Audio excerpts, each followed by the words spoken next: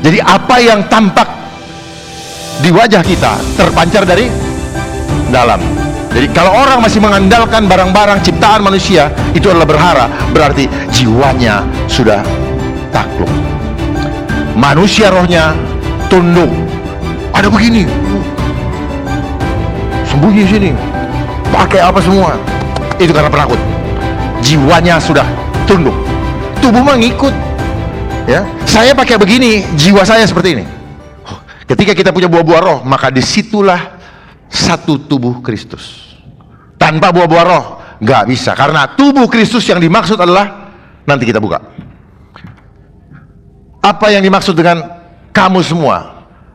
Berawal dari Kejadian 1 ayat 26, berfirmanlah Allah, baiklah kita menjadikan manusia menurut gambar dan rupa kita. Jadi siapa kamu semua? Manusia, bukan binatang.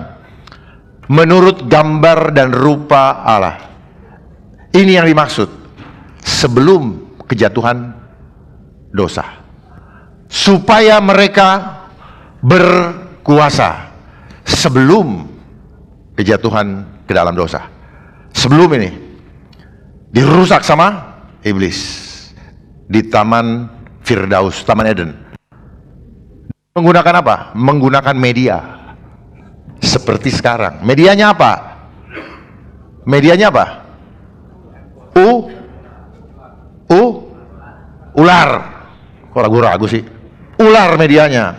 Kenapa? Dia nggak ada fisik, makanya dia butuh media. Nah, sama di dalam kehidupan kita. Ternyata asal-usul media itu cara iblis untuk memanifestasikan tipu dayanya lewat media, lewat gambar-gambar, lewat video-video, lewat film. Kuncinya lewat gambar, bahasa Inggrisnya image.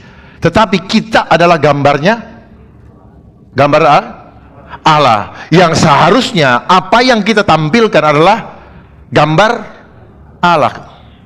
Allah yang tidak kelihatan tampak lewat kehidupan kita. Amin. Bagaimana mau tampak kalau kayak begitu? Nggak bisa. Muka dikasih begini, cakep-cakep, cantik-cantik, kok muka dikurang-kurangin. Datang ke dunia aja nggak pakai baju kok, sok-sokannya pakai segala macam itu. Ya, nggak ada. Ya, itu permainan sains. Dan sains ini adalah ilmu pengetahuan, adalah manifestasi daripada pohon buah pengetahuan. Dan semua orang gara-gara sains menjadi berdosa, imannya cemen.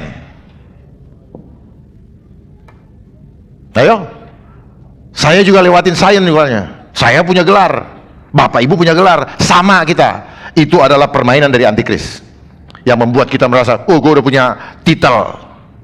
Ternyata kita hanya dibikin capek aja. Hasilnya apa? Uang suruh keluar, waktu habis, tidak kenal Tuhan. Labelnya aja belajar tuh tentang Tuhan, tapi di dalam prakteknya jauh dari gambar Allah.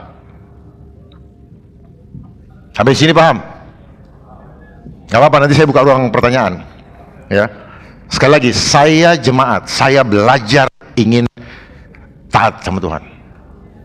Jadi kalau saya harus taat, maka saya harus belajar untuk mencontoh Dia, berapapun harganya. Walaupun dunia mengucilkan kita, siapkan diri, karena itu contoh dari Kristus. Kalau kamu dikucilkan, aku juga dikucilkan, katanya. Bahkan disiksa badani. Berikutnya Yohanes 3 ayat 16. Apa yang dimaksud dengan kamu semua? Kamu semua di sini adalah karena begitu besar kasih Allah akan dunia ini, sehingga Ia telah mengaruniakan anaknya yang tunggal, Kristus, supaya setiap orang yang percaya kepadanya. Jadi kamu semua ini adalah setiap orang yang percaya kepadanya tidak binasa. Jadi menyatu dengan tubuh Kristus adalah setiap orang yang percaya kepadanya, supaya apa? Tidak binasa, melainkan beroleh hidup yang kekal. Bagaimana kita mau mengimani seperti ini? Setiap orang yang percaya Yesus atau percaya barang-barang buatan manusia? Berarti tidak setiap orang percaya. Makanya di sini belum tentu yang di ruangan ini saya berharap yang di ruangan ini semua percaya penuh. Jadi kalau masih mengandalkan barang-barang ciptaan manusia, berarti dia tidak percaya penuh. Roh ketakutan yang menguasai dia. Karena percaya kepada Tuhan itu tidak boleh 99%, harus 100%. Apalagi setengah, seperempat, 3/4, nggak ada cerita. Saya beriman tapi takut, nggak ada cerita. Nggak bisa, beriman tidak ada takut, amin. Tidak tahukah kamu bahwa Allah tidak memberikan roh ketakutan, tetapi roh yang membangkitkan keberanian, amin. Keberanian apa? Memberi roh yang membangkitkan keberanian, imannya kuat, memberikan kekuatan, kasihnya sempurna. Jadi kalau ada ketakutan, kasih kita kepada Kristus tidak sempurna. Ketertiban, tertib itu apa? Nggak melenceng ke kanan ke kiri, percaya penuh, itu tertib ya.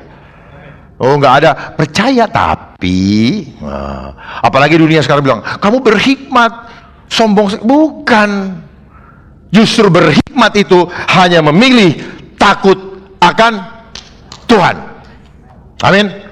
Berhikmat itu bukan takut akan dunia ini, bukan, itu bukan berhikmat. Berhikmat itu hanya memilih takut akan Tuhan. Jadi kalau masih memilih takut akan tipu-tipu itu, yang saya sedihnya apa? Ini ditipu kita, tahu nggak? Inilah yang disebut tipu daya iblis. Bagi mereka yang sudah disebut kena tipu muslihat. Mestinya melihat kebenaran, tetapi karena dia tertipu, dia tidak melihat kebenaran. Bahkan mukanya tidak bisa kita lihat. Muka kita ini adalah cermin kemuliaan Tuhan. 2 Korintus 3 ayat 18. Dan kamu memancarkan kemuliaan Tuhan dengan muka yang tidak berselubung. Itu firman Tuhan. Catat itu biar nanti lihat. Dan kamu memancarkan kemuliaan Tuhan dengan muka yang tidak berselubung. Kalau berselubung berarti kamu tidak memancarkan. Kenapa? Cermin dipakai untuk muka. Tapi sekarang, zaman sekarang, cermin, bahkan foto-foto yang difoto bukan muka. Sudah macam-macam, perut difoto lah, ya, apa difoto lah, apa yang tampak di luar terpancar dari dalam. Coba lihat itu yang pakai baju-baju segala macam, pasti di dalam jiwanya. Jadi apa yang tampak di wajah kita terpancar dari dalam. Jadi kalau orang masih mengandalkan barang-barang ciptaan manusia, itu adalah berhara, berarti jiwanya sudah takluk. Manusia rohnya tunduk, makanya jiwanya, jadi tubuh ini hanya mengikuti apa yang ada di dalam. Betul atau salah? Kalau kita penakut, sini kamu. Itu. Ada begini. Sembunyi sini, pakai apa semua, itu karena penakut. Jiwanya sudah tunduk, tubuh mengikut. Ya, saya pakai begini, jiwa saya seperti ini. Jiwa orang penakut pasti mukanya kelihatan. Jiwa orang stres mukanya kelihatan. Nggak bisa dibohongin. Ini adalah pancaran dari proyektor. Artinya apa? Di dalam proyektor itu ada ini, gambaran itu. Sampai di sini paham? Paham ya? Yang berikutnya, Roma 8 ayat 29. Supaya paham satu-satu. Apa yang dimaksud dengan kamu semua? Sebab semua orang yang dipilihnya dari semula, mereka juga ditentukannya dari semula untuk menjadi serupa, kembali, serupa dengan gambarnya. Serupa dengan gambarnya, artinya kita harus mencerminkan dia yang tidak kelihatan, dan orang melihat ada Yesus di dalam dia. Kenapa? Tidak ada ketakutan sama sekali. Dia tidak takut tidak makan, dia tidak takut dengan hidup dia. Dia adalah prajurit. Kita adalah prajurit-prajurit Tuhan yang tidak memusingkan kehidupannya demi untuk menyenangkan komandannya. Amin. Tuhan butuh tubuh-tubuh Kristus yang siap laksanakan.